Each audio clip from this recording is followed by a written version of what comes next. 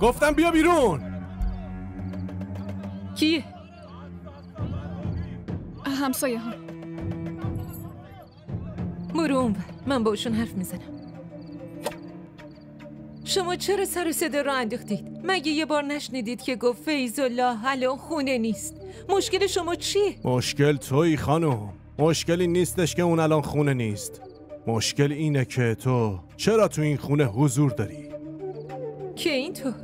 به جای من میخواستید یه زن با سلیقه خودتون رو توی این خونه ببینید، درسته؟ مزخرف نگو.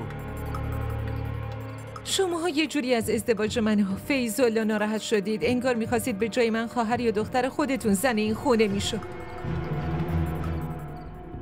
استغفرالله.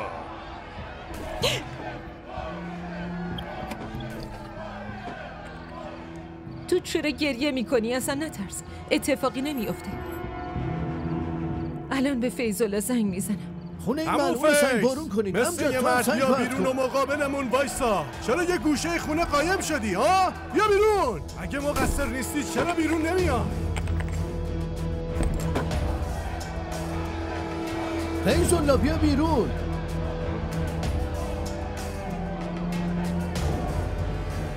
خونه‌شو سنگ بارون کنید. داداش همچه چی کار میکنی؟ شما دارین چی کار میکنین؟ داداش همچه ممکنه پیش پلیس شکایت کنن. این مردک به هممون توهین کرده. ولم کن. درو بشکنید و بیاریدش بیرون. این آدم لیاقتشو نداره با احترام باهاش حرف زد. اصلا نیازی نیست همچین کاری کنید لطفاً. عمو فیض بیاد همه با آرامش میشینیم حرف میزنیم. مثل یه موش اون تو قایم شده. داداش همچه آروم باشین. من از در عقبی میرم. اگه عمو فیض خونه بود من سعی میکنم قانعش کنم که بیاد بیرون، اما تا اون موقع هیچ کار اشتباهی نکنه.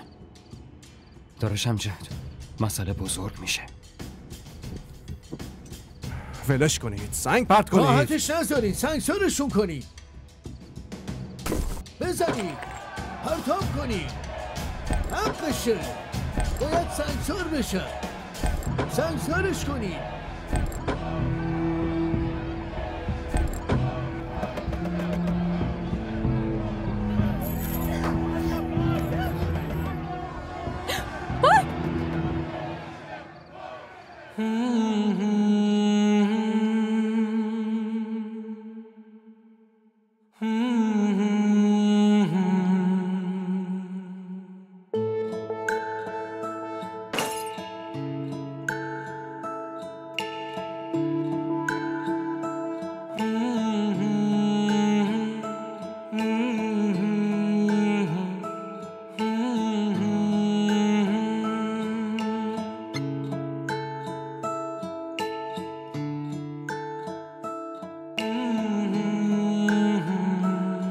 امجد